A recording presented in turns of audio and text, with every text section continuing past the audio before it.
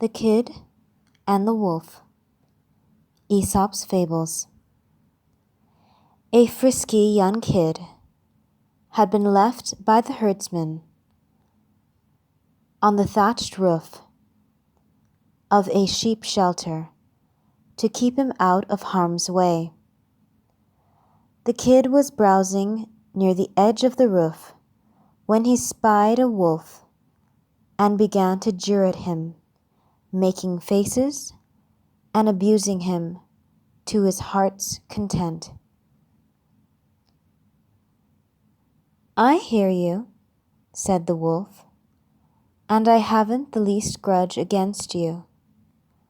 For what you say or do, when you are up there, it is the roof that's talking, not you.